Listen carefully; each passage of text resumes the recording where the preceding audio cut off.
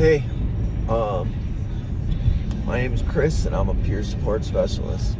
And I guess I can explain what that is because it seems like even people that do this job don't know exactly what this job is. And quite simply, it's somebody who has experience with something, like usually it's something negative, like addiction or jail or something like that, and they have experience with it and they've gotten through it.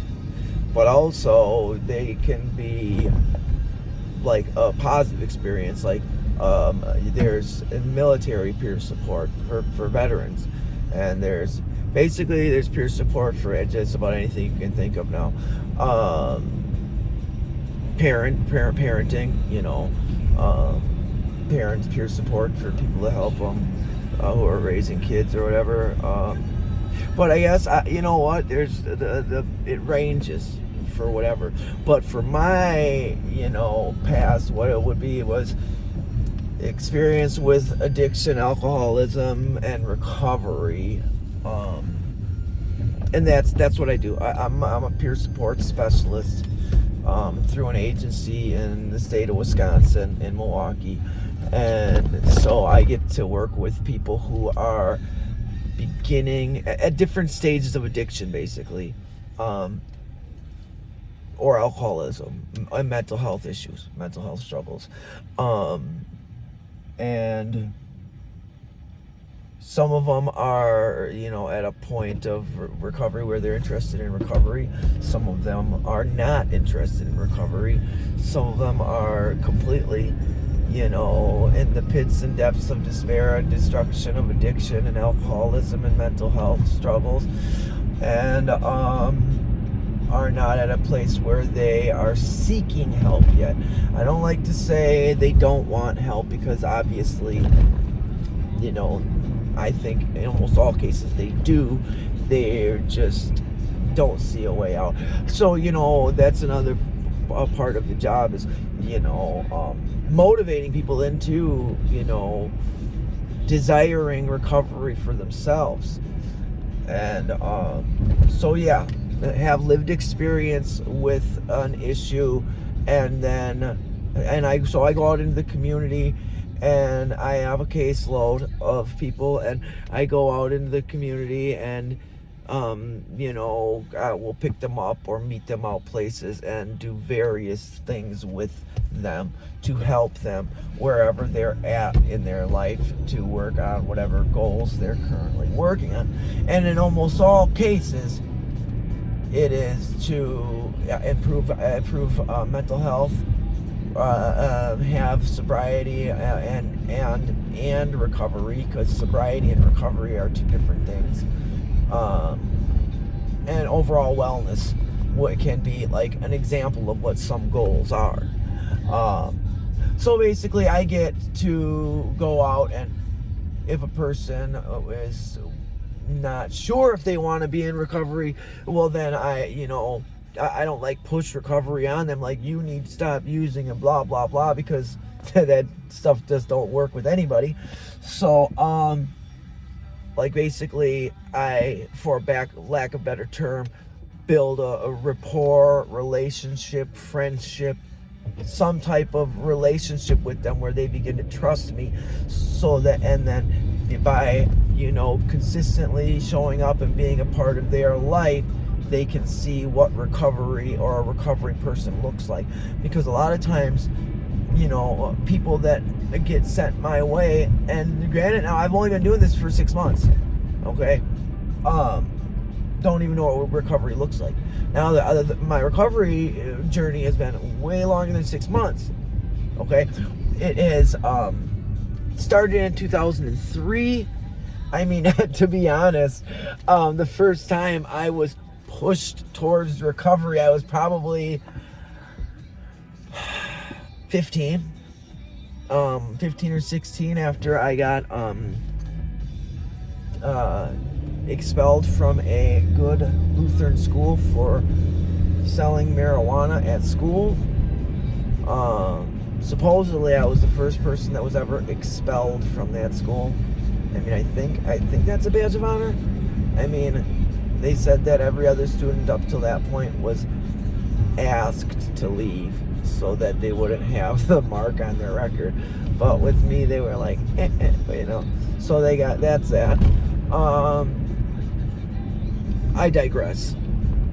I entered into recovery, and so at that point in time in 1995, people, students, family thought there must be something wrong with this person who thinks that they're going to sell pot at school and it's going to be okay.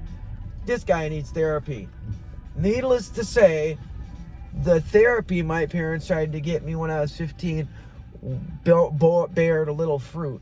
So fast forward years later, you know, and I'm a heroin addict and addicted to crack cocaine and lots of other stuff, not the least of which is other pills and alcohol.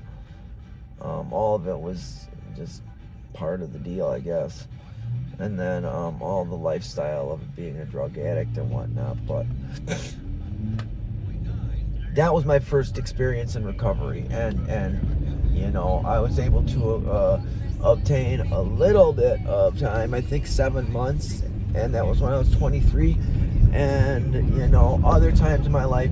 So basically the only reason I'm talking about that is because I've been in recovery and I've done different recovery fellowships and different types of legal issues, different stays in jail, etc. So a lot of these people that I get to work with are at various stages of this type of thing, of which I went through personally. So my experience is valuable in that I know the system. I know recovery in Milwaukee. I know, you know, the drug game in Milwaukee. You know, I know the lingo. I know how it walks, how it talks, how it walks, how it looks, how it walks, and how it talks. And so it's valuable. It's helpful. You know, I work with other people who don't have the experience, and their clients they work with are, you know, able to completely fleece them and manipulate them and bend them and use them basically to further their addiction. And you know, since they're not my people, you know, like, I just be like, yeah man, hey, that's messed up. Yeah, hey man, dude, that's you know, like, what, that's their people, you know. So I don't except at weekly group supervision where other peer supports discuss clients that are giving them a hard time. I don't really give my information input to stuff like that, but whatever. Anyways, I was just basically explaining what a peer support specialist is. And the other thing is, you know, peer supports are way cheaper than having an actual therapist or a doctor or someone in professional capacity that oftentimes does not understand 100% what addiction, alcoholism, abuse, mental health struggles, poverty, stigma, a lot of these things, what addicts and us deal with, and people that get their educational variety experience with addiction and recovery from a book or a school. Sorry, you know, that can be helpful to some people, but what's most helpful is when somebody right in front of you can tell you, you know, I know what it's like to have to, you know, do X, Y, and Z to get by. I know what it's like to be so far down that you can't see a bottom. And I got through that stuff. And if I can get through it, you can't say that you're worse than me, right? So then when you hear that, then it's like, oh, this dude can do it, well, I can do it. And so peer support, I actually, even though with my own agency, with how it's run, with some of the program parameters and some of our instructions I don't necessarily agree with, I still go along with it this time and follow just because it's my first 6 months. Who am I? You know, so I have a job, and I've been said that this is how the job is done. It's the other nice thing about peer support. You can tweak it, you can change it, you can alter it, you can do whatever you think is best to help the person at that time. But like I see oftentimes, most of the people need detox and treatment before anything, before they can work on anything. So I don't know. I think that's a good explanation of what a peer support specialist does. Peace, y'all.